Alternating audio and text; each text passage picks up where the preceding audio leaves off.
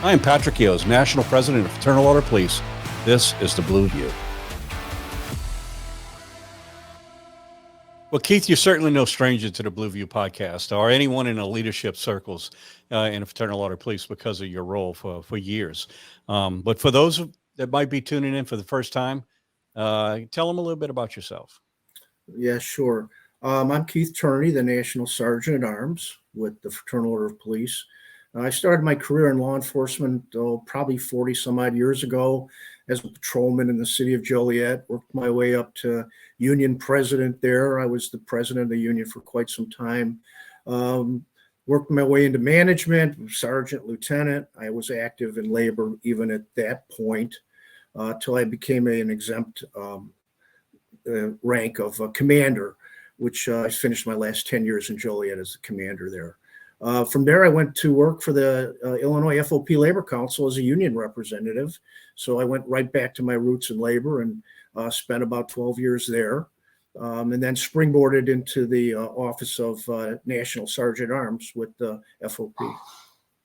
Yeah, Keith, you have quite a few roles that you play on a national board. And I think a lot of people jokingly say that your middle name is Crytac, or maybe it's your first name, because Crytac is a big part of a program of which you are very much engaged in.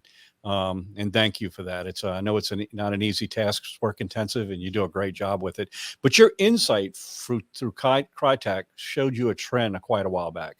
You've been talking about the concerns of recruiting and retention long before many others kind of signal it.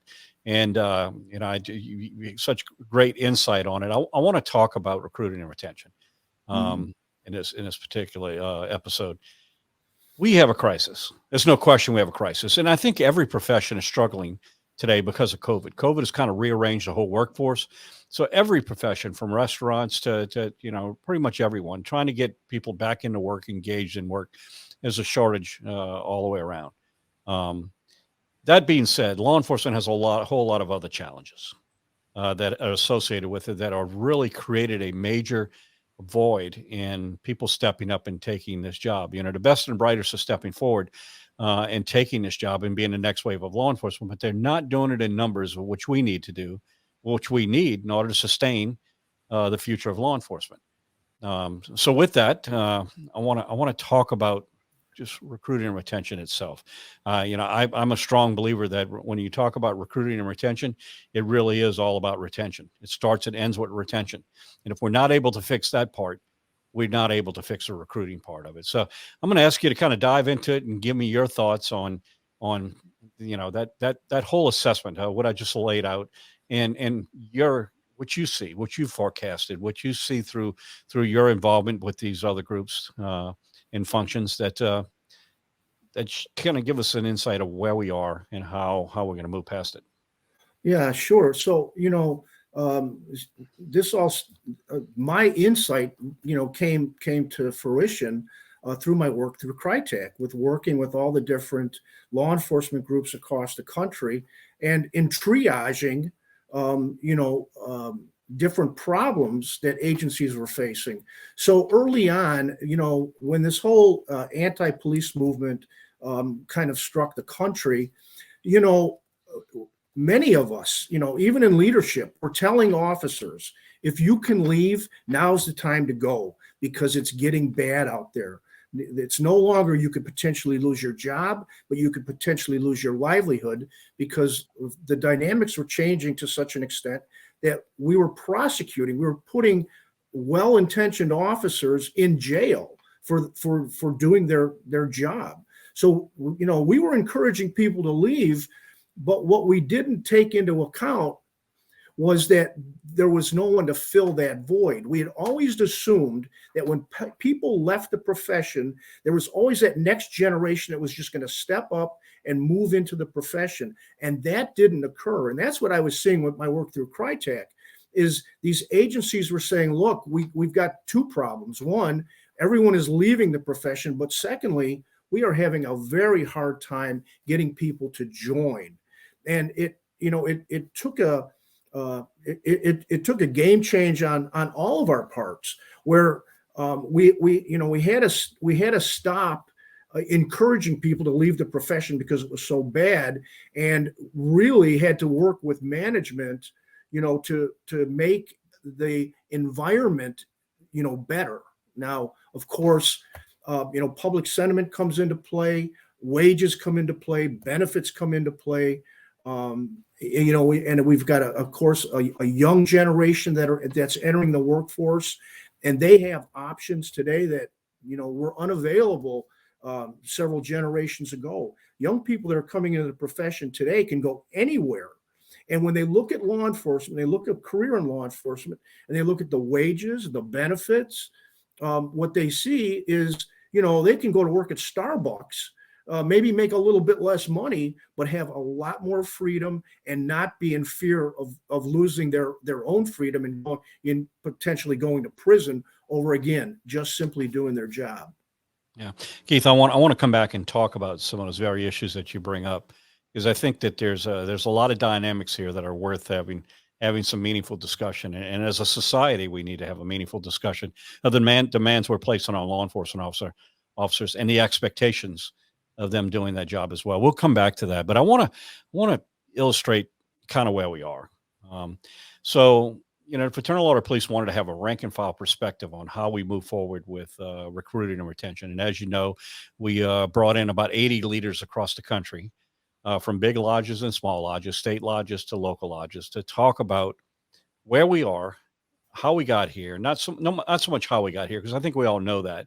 Focus our energy on path forward, and what we see is a need for law enforcement in general and government to address, to figure out a path to move forward so we can fix this crisis. Something that it didn't happen overnight. It's not going to be fixed overnight. We probably could be looking at a generation. I mean, you and I both know, you take a law enforcement officer, you put them through the process and you hire them. That in itself takes too long, because by the time you find qualified candidates, they probably have moved on to somewhere else. It's not a very efficient model. We need to find ways to be able to speed these things up. But we also know when we bring someone in, and we put them through the academy, and then we put them through FTO, and then we get a little bit on-job training, they're probably 5+ years before they become a truly veteran, effective officer. So even if we flipped the switch today and fixed our problems with recruiting and retention, we wouldn't get. It'd be at least 5 to 10 year cycle before we would see some meaningful change to that. So just to illustrate what a problem is, before we did this roundtable with these 80 leaders from across the country, we put together a survey, and we asked these 80 people. Not all of them participated. Roughly about 50 agencies participated, but this is the numbers they have of just 50. So it's not a scientific poll, because it's certainly not inclusive of all of America. But if we're talking about 50 agencies in America, big and small, are going to give these types of numbers, it is an indication of where we are in a state of policing. Of that, it turns out that 18% are down of the authorized force. Agencies with more than 4,700 officers, nearly 2,800, have as many as 2,800 are eligible for retirement. More than 1,200 left for different law enforcement agencies, and 704 left just because they went into more stable employment. So you can see where our crisis is. We talk about a crisis today because we have a shortage of manpower, but you look at how many people are eligible to retire. If they just decided to pull a plug, where would we be in policing in America? You're right, and that's why we the FOP, along with most other groups out there, are really concentrating on making sure that the officers that are currently on the job, at least get those accolades and get that appreciation from all of us for sticking it out, because we do know a lot of people had left the profession for various reasons. What's interesting, you talk about how it's going to take 5 or 6 years for even a new employee to kind of become seasoned in the profession. And so what that is causing is many agencies offering the signing bonuses, and they're cannibalizing other police departments with the enticement of money to have seasoned officers come to their department to work. And that's a short-term fix, and we It's know it's cannibalizing not. is what it is. We're cannibalize, other agencies, but we're missing a key part here. As I started off, we talked about what is the key to recruiting and retention? Well, it starts and ends with retention. So if I'm a law enforcement officer and I'm loyal to the city that I'm serving in, and I choose not to leave and go into another profession, I choose not to take a signing bonus somewhere else, yet someone else comes in and they get, a pretty nice signing bonus for coming along. Well, it really does come down to recruiting. Where does that veteran officer who's committed to that agency, how do they feel like they're valued because of this practice? No, that's a very good point, and that is the problem we're seeing. If the New York Times, I think, no, the Washington Post just did a survey on the new employees coming into the workforce, young people, 23 to 27 years old, and although the number, there's like two important factors that anyone looks at in getting a job, and one is being respected and having a good feeling about what they're doing in the profession, and then secondly is wages, right? So you make a very good point where if you're going to attract officers from another agency,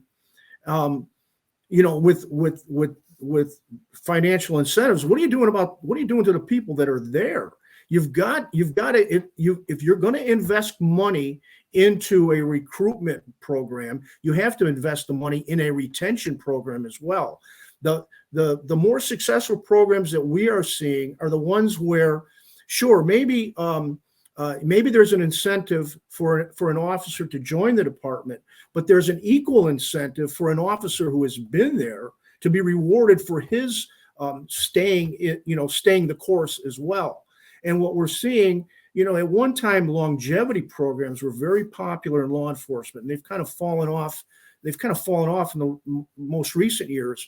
But longevity programs are very important as well. So let's say when an officer is at that 15-year mark, there's a substantial bump in the salary as a reward for sticking it out for 15 years. And then at the 20-year level, there's another bump in salary, substantially a bump in salary, to again reward that person that's staying on the job. The other dilemma that we're seeing across the country, and this didn't happen overnight, but our pension systems have been faltered, over the years. In many states, and I think when we got our people together in DC, we asked, how many agencies have multiple tier pension programs, and I would say probably 75% of the people in that room raised their hands. So what does that tell you? If you're a senior officer, your pension is okay, right? But at these young people that are coming into the profession, their pensions are much lower. So the incentive to stay in that agency is not there because there's no real financial reward.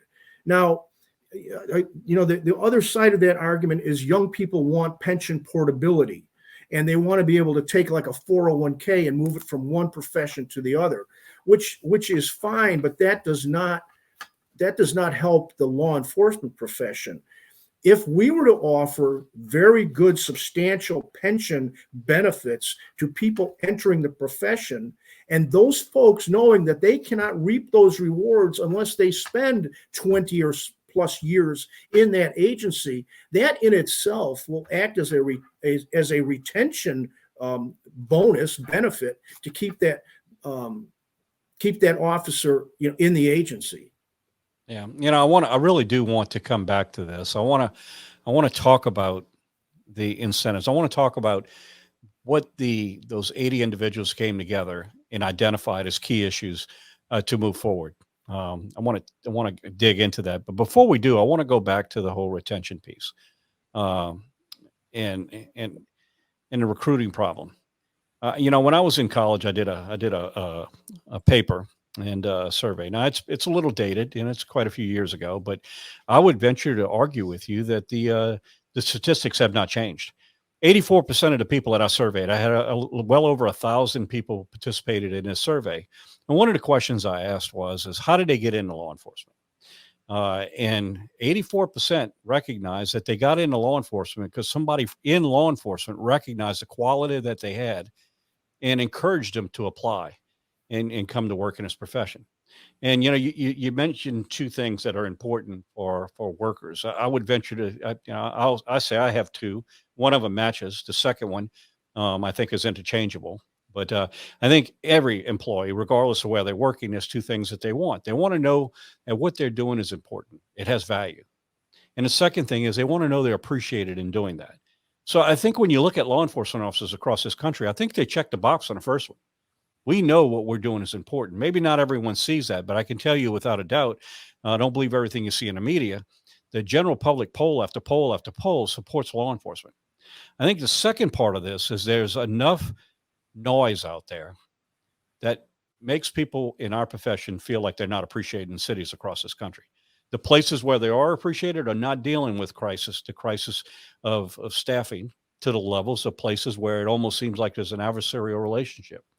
So I say it starts and ends with retention. It really does. If the very people that we're asking, 84% responsible for bringing in the next wave of law enforcement, if they're not excited about the job, and if they don't feel good and feel valued what they're doing, they're not encouraging other people to do that and to take this job.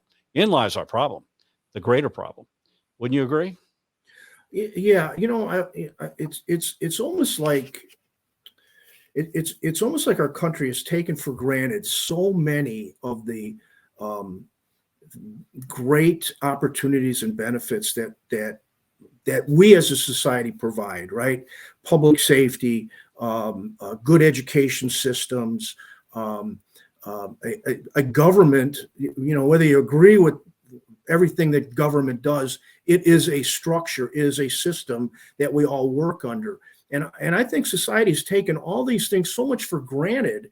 And it started, right after the tragic death of George Floyd and the defund police movement.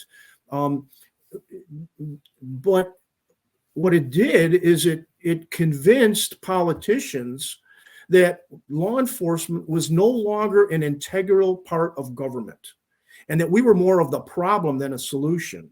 And so because of that, right, they started cutting back on monies to provide for law enforcement. And, and then there was that ripple effect. Yes, we were sending those messages that, you're not appreciated. We don't respect what you're doing. Even though we've created all these laws and we've mandated that you, the law enforcement officer, enforce those laws. When you do enforce them, we are going to come out and attack you and potentially put you in jail for doing exactly what we've asked you to do. So there's all this confusion out there of what's going on as far as the value of law enforcement. And then unfortunately, we have leaders, chiefs, sheriffs, that are beholden to the government that hired them, correct? More so chiefs than sheriffs, because sheriffs are elected. But again, you've got a lot of high profile leaders that are being brought into these cities to either, fix the problem, correct this perceived problem, whatever. And so they've just exacerbated the problem, because not only now do we have and it's changing a little bit, but not only do we have the politicians coming out and attacking us, but then our own hired law enforcement executives were doing the same thing. They were coming into their police agencies and saying, yeah, you guys have been doing it all wrong all these years, and we need to change everything that you're doing. And oh, by the way, if you do mess up, I never forget the old chief of police in Chicago. I can't think of his name though. Sorry.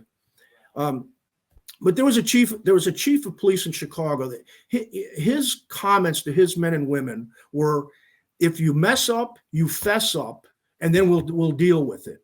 And that whole attitude, that whole progressive attitude of executive management has changed over the years. And now it's if you fess up or you mess up, you're out. And if you're not out, you're going to be going to jail. And we're the ones, the executives are going to be the ones that are going to be putting you there.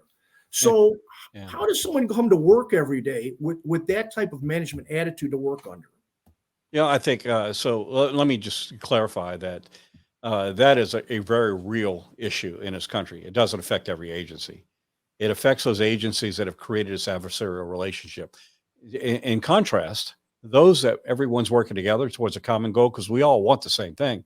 When we work with that common goal and to an end, to a means to an end, we don't have all these problems. They're not everywhere. They're really, it depends on where you are in the relationship with your public officials.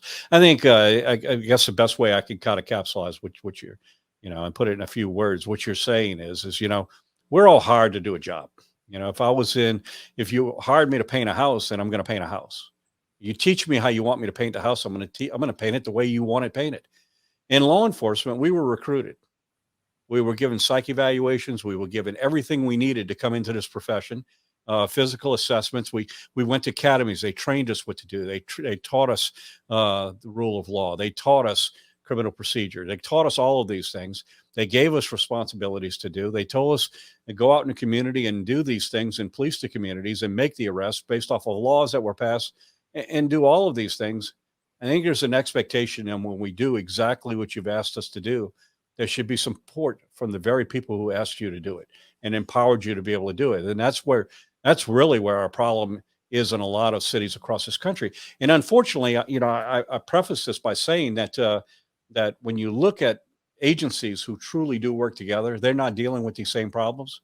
That doesn't mean they're immune to it, because the damage that's being done by those that have those adversarial relationships and demonize their law enforcement within their communities, that has an overlapping effect to really every agency in this country, and our ability to have the best and the brightest say, you know what, let me move into, I've got a servant heart. Let me move into public safety, and let me be a law enforcement officer where I can make a meaningful difference. At the same time, they have to weigh the things they see on the news and they see on TV and they see portrayed in movies, or whether or not this is really the profession they want. All of this demonization by everyone towards law enforcement is having a lasting effect and impact on our ability to recruit and retention, regardless of where you live in this country.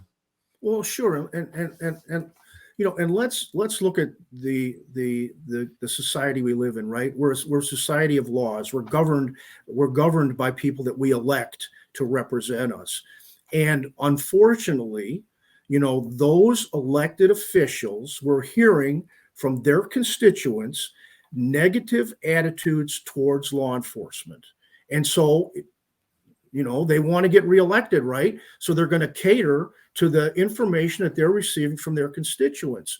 Now, I'm not saying that that's the majority of society that feels this way. This was just a small vocal minority.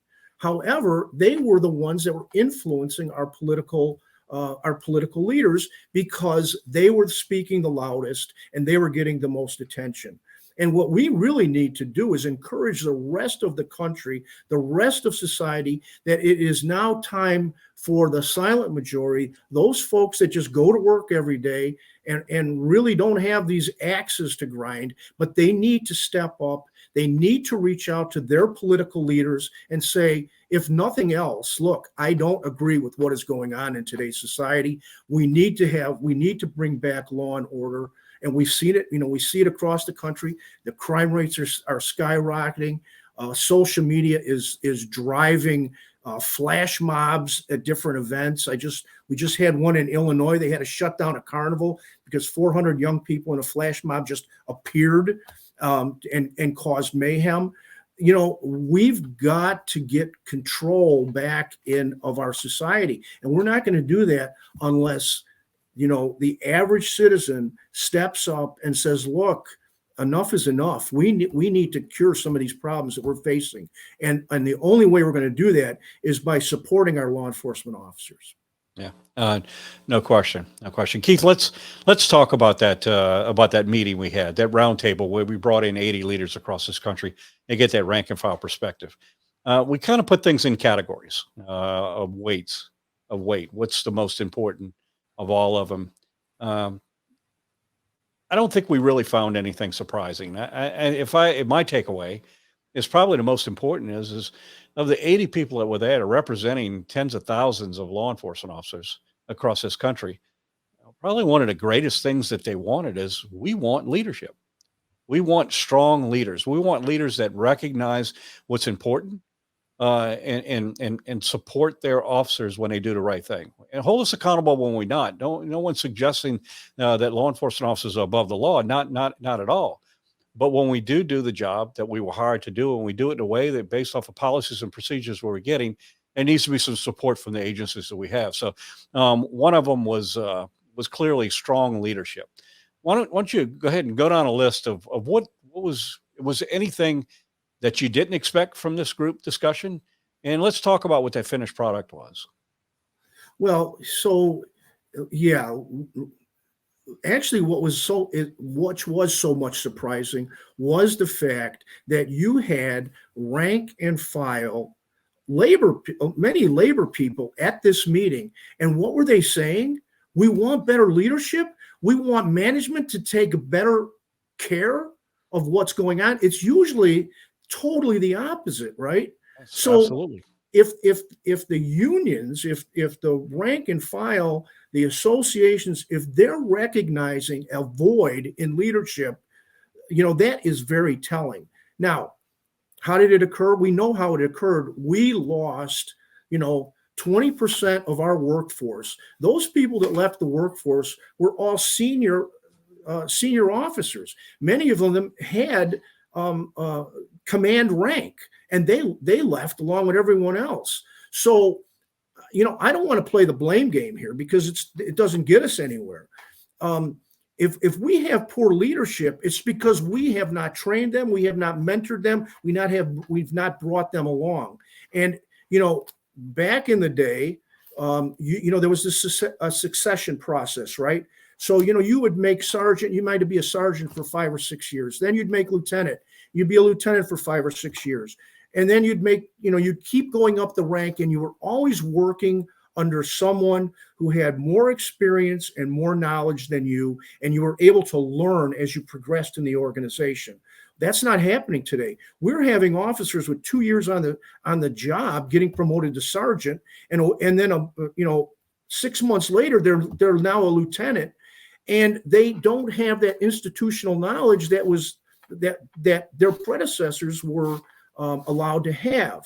So I think what we really, FOP and IACP and the Sheriff's Association, we really need to put our heads together and say, okay, look, how are we going to create the next wave of professional executive management in law enforcement? Yeah. Great points. Some of the other things too. Let's kind of go through them a little bit. One thing that I think we need to put out there is we had a great deal of discussion about lowering of standards, and so there's two parts to this. There's lowering of standards having to do with moral. Others have to do it with maybe dress or tattoos. Let's separate these two things altogether, because one of them, we just need to decide whether or not it's such a hindrance that we don't, that we're willing to let good qualified candidates go away, people who might be some of the most impactful within your agency. But one thing we need to make very clear: anyone suggesting that we should lower standards on hiring of law enforcement officers really is just creating a bigger problem. All we're doing is kicking a can down the road, bringing more people in, and we're going to deal with all of those. I've always said, and we have 367,000 members, and unlike agencies across this country, chiefs that head these agencies, I've never had the opportunity to pick a single person who was a member of this organization. It were picked by chiefs and sheriffs and administrators. So it is important to all of us. We all have a vested interest to make sure that we only have the best here, because we're duty bound to represent as a labor organization people that we didn't hire. So let's immediately, make that very, very clear. No one, at least on the fraternal order police side, has suggested that we should do anything to lower standards. However, there was a great deal of discussion about what's really important. I mean, we're allowing people who otherwise might be perfect fits for our profession to come in and be part of this, but we're using some standards that are probably 30, 40 years old, and nobody wants to back away from them, in terms of whether it's tattoos or whether, some of the things that are part of the screening process of bringing people into this profession. Um, and in addition to that, when we start looking at someone and bringing them into this profession, well, they're not just sitting around waiting for a job. They're looking for a job. And when we take 6 months to complete a process before we even offer a job, well, we're losing some really good people. Let's talk a little bit about that and your views on that aspect, about not lowering standards, but recognizing that some of the criteria we use, look, not everybody can is fast runner. Not everybody can run a mile in a certain amount of time.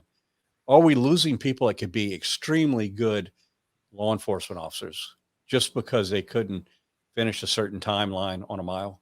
Well, and Pat, you and I were there when we were at the Bureau of Justice Assistance meeting, again addressing the same issues that we're talking about here, recruitment and retention. And it was perfectly clear. We all admitted, the last time any of us ran a mile was that before we got hired on the department to pass our agility test.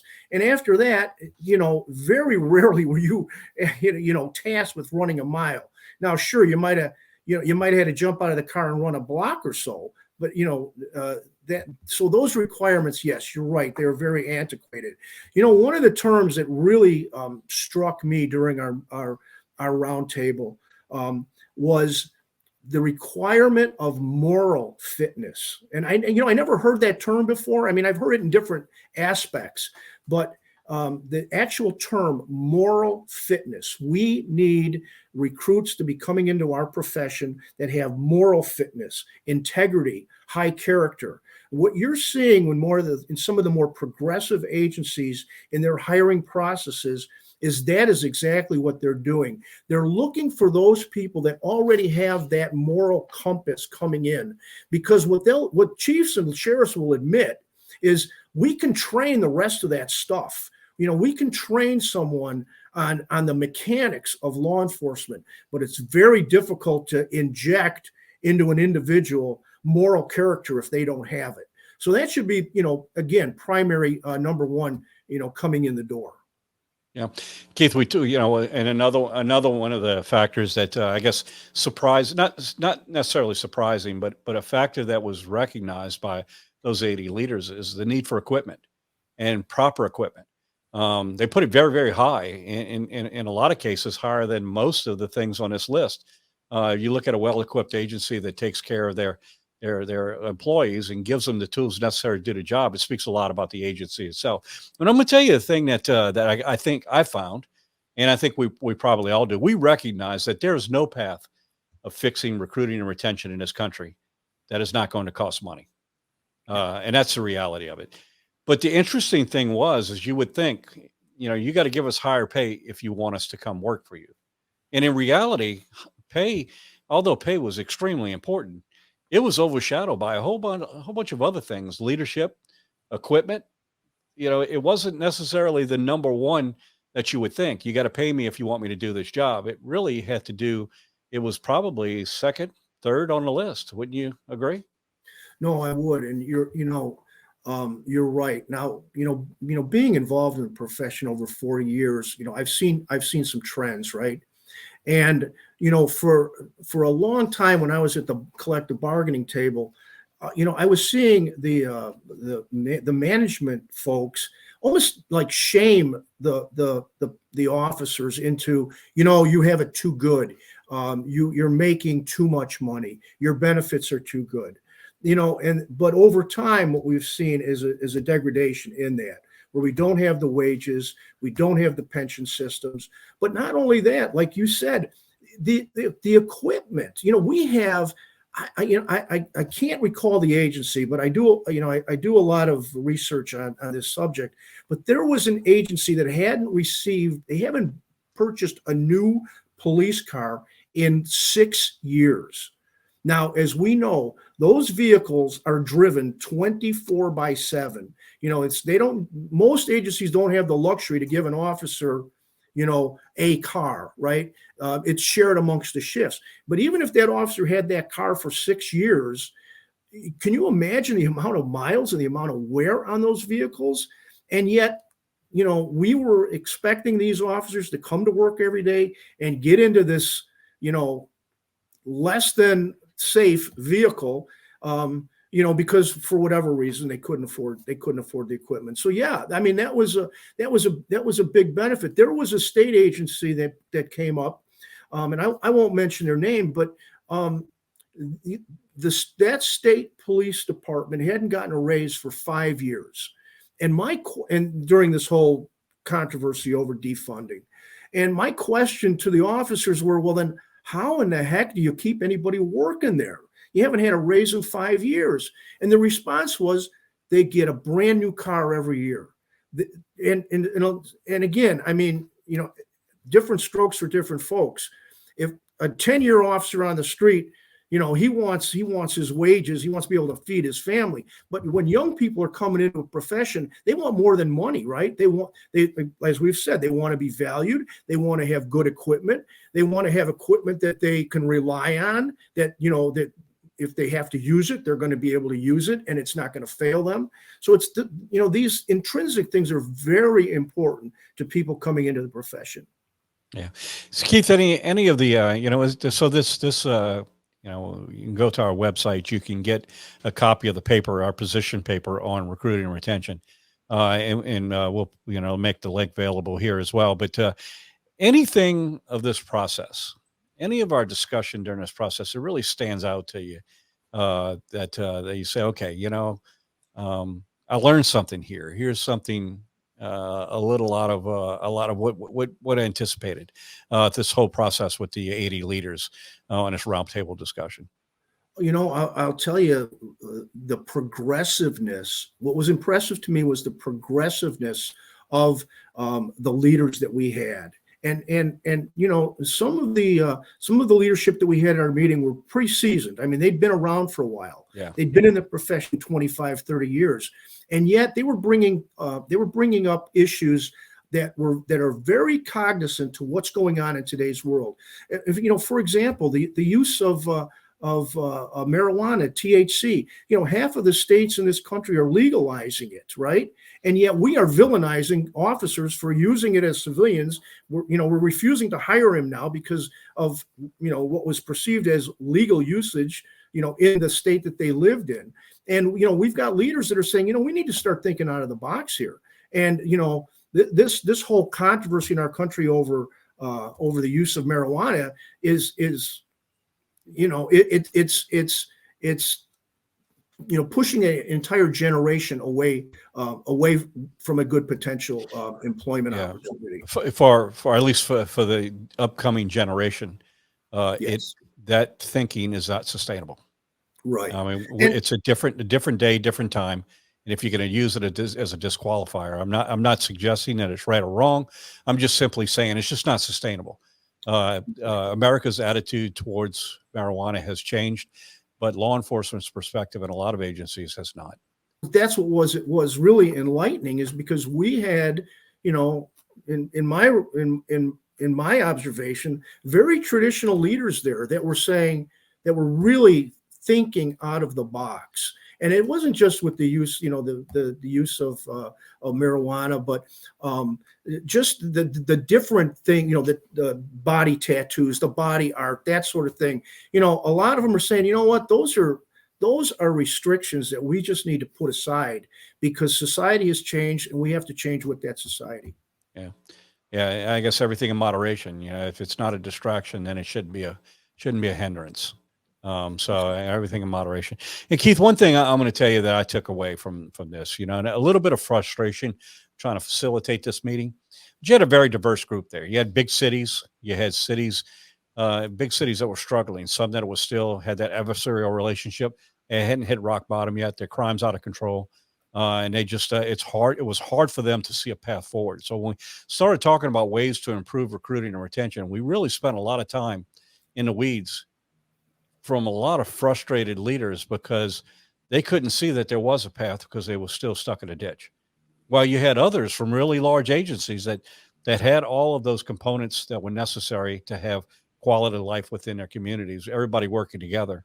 And the clash between the two of those sharing what they were able to accomplish with those that are just struggling, they just can't see that far because they're still caught in that rut. That's the that was the one contrast that I saw. I guess, my anticipation is when we brought these 80 leaders together, I asked them to put the path that brought us here behind us.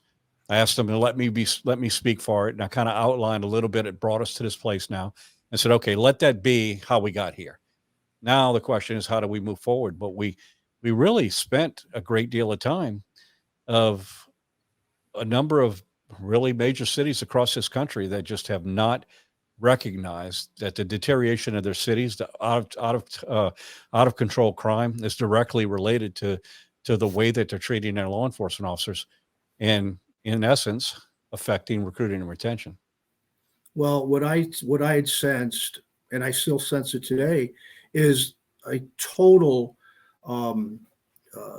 frustration on the part of many of our leaders, especially those that are in the big cities, where they don't have the luxury to, call up the chief and say, look, let's have a cup of coffee and let's work this problem out. These battles between labor and management in a lot of these large cities, are on national news. And you've got a mayor, you've got a governor coming out, taking one position. You've got the union representative, the employee representative, trying to do best by the members that they represent. And, what you find out is just that they're frustrated because they're not being listened to. And I think that's what frustrates them the most, is that, there's this disconnect, right?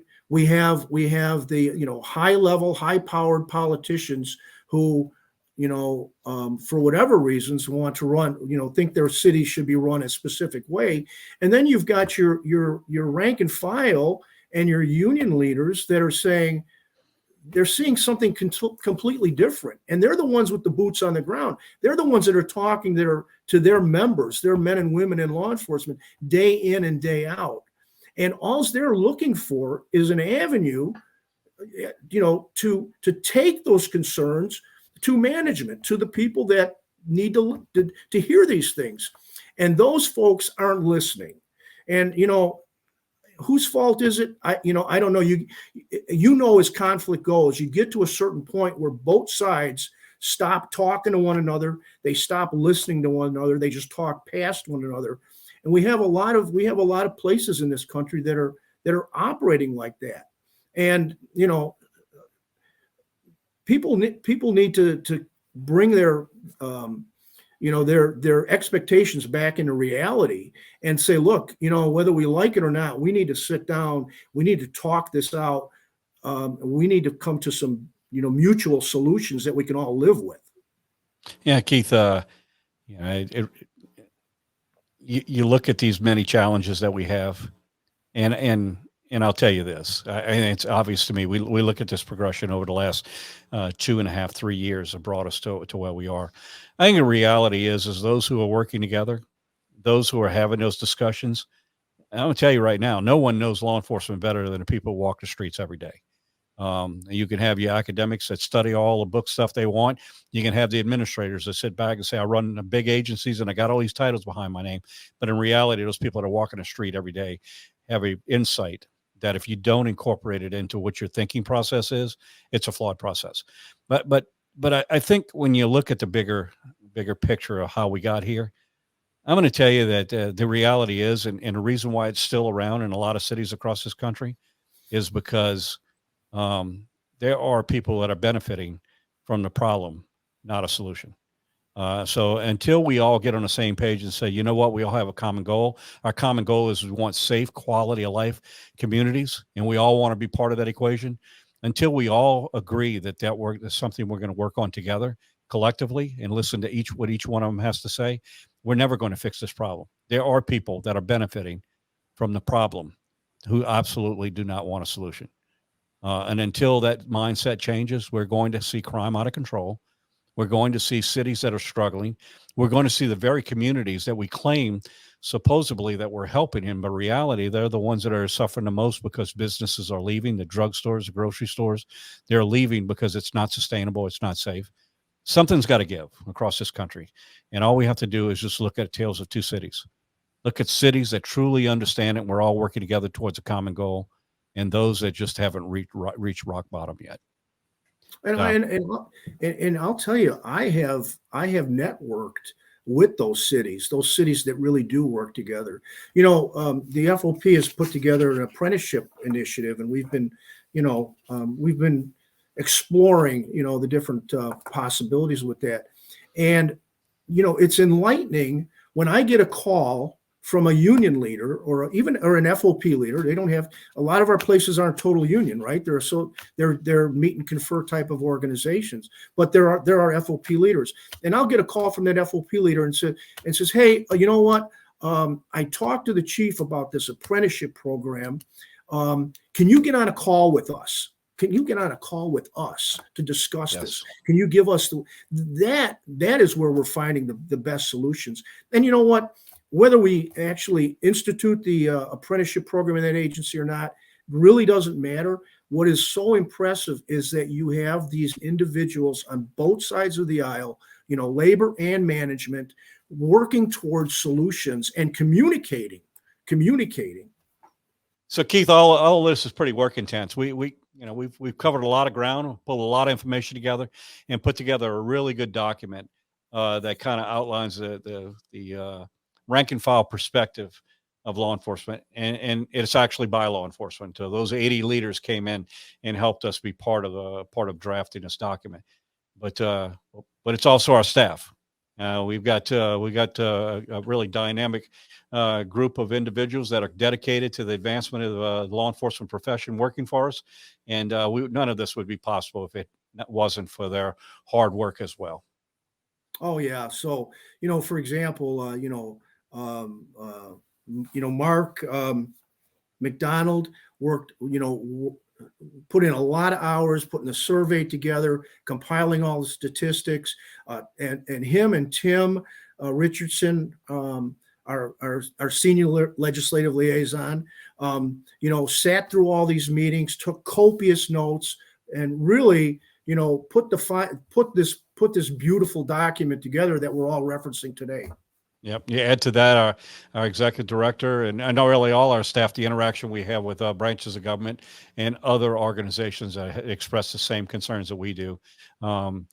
Any final thoughts before we wrap this up?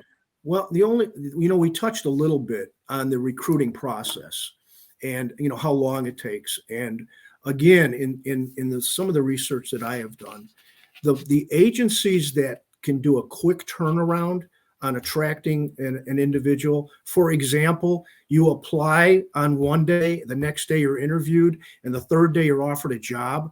Those are the ones that are successfully bringing people into the profession. And, also in our research that we've done with the apprenticeship program, working with the U.S. Department of Labor, working with the Department of Justice, we have a mechanism in place right now where we can institute an apprenticeship program anywhere in the United States. What it's going to take is a cooperation between both sides, the FOP and management, to make it happen. But we've got that blueprint already in place, and all we need to do is get some partners out there and some funding to make it happen. And Keith, and I think this is a good time to recognize that we're not the only ones who recognize this problem. Organizations across this country, law enforcement organizations, recognize the struggles that are happening with recruiting and retention. But it's I have to say that our working relationship on this issue with the Department of Justice, with the Attorney General, Assistant Attorney General, Associate Attorney General, Department of Homeland Security, and Department of Labor have been great. They recognize the challenge here, and we're all collectively trying to find some solutions to this very real problem. So, Keith Turney, National Sergeant at Arms. Keith, thank you for joining us. Thank you for all you do, and to our viewers back home, thank you for tuning into the Blue View podcast, where we talk about the issues that are so vitally important to the men and women who suit up and show up every day in communities across America and make a difference. Thank you. Be sure to subscribe on Apple Podcasts, Spotify, or anywhere else you get your podcasts. To get the latest from the National FOP, make sure to follow us on Twitter and Facebook at GLFOP and on Instagram at FOP National. Thanks again. We'll see you next time.